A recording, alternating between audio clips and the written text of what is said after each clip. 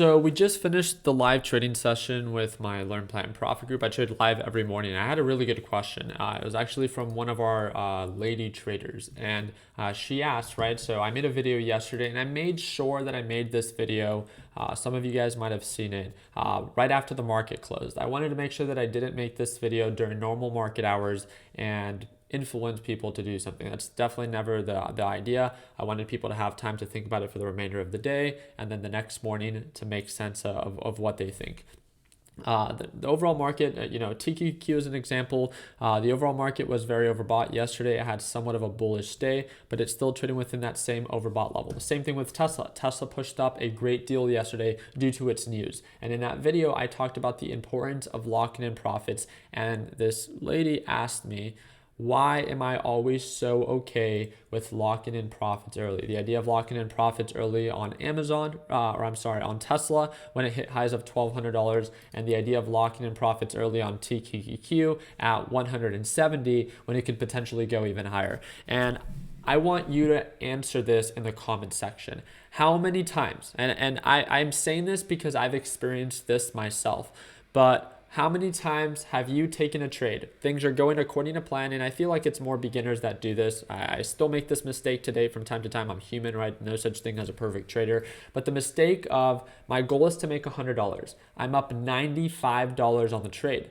And although the stock might be indicating signs of a resistance level, meaning that it's struggling to continue to make higher highs, I am so obsessive about making and hitting that $100 milestone that guess what?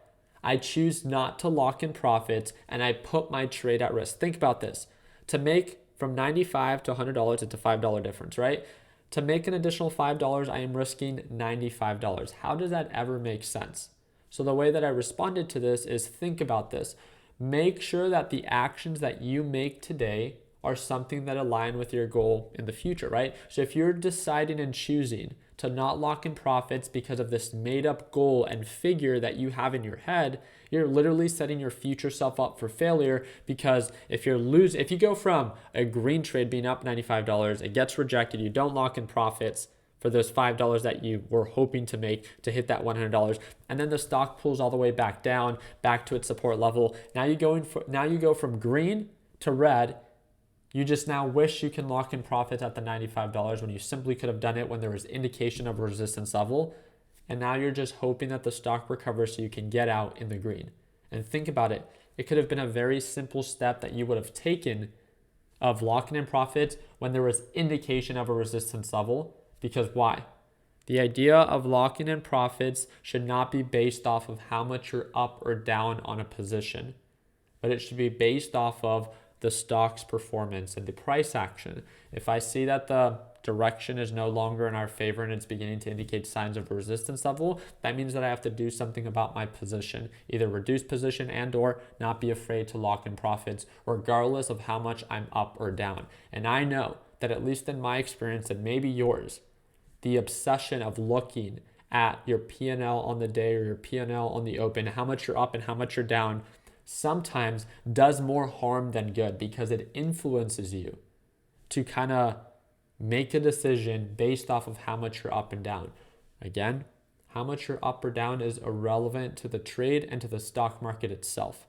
How much I'm up, how much I'm down, regardless of how much money I have invested, is insignificant to the overall opportunity. So what do you think is most important, big picture?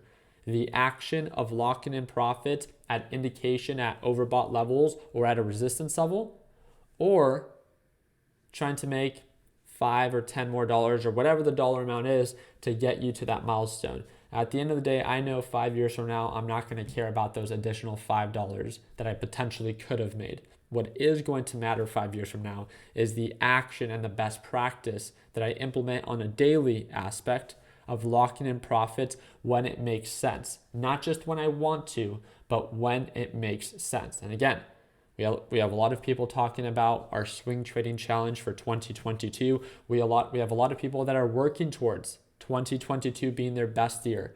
How can you work towards having the best year of your life when the habits that you implement on a day-to-day have not changed from the year prior? If you want to work towards something that you've never had, then you need to do something that you've never done, right? The beauty behind not massive changes, right? But how little action over a long period of time consistently can end up leading to a big difference or a big end result at the overall end. So I'm very excited that we're able to lock in profits at overbought levels, not just for TQQQ, but for Tesla, right? What if it continues to go up? Yeah, I might miss out on it, but guess what? I can always jump back in if the opportunity ends up presenting itself. We have a saying within our Learn Plan Profit group, and it's no one goes broke by locking in profits. So how do I justify selling early? Because I understand big picture, the action of selling early is better, and I'm better off than the action of selling late. And that's what I wanted to share with you. If you guys are excited to kick off 2022 on a positive note, first off, feel free to get connected with me. You guys can subscribe to the YouTube channel. I upload new videos every single day. And you guys can follow me on Instagram, and that's that second link in the description.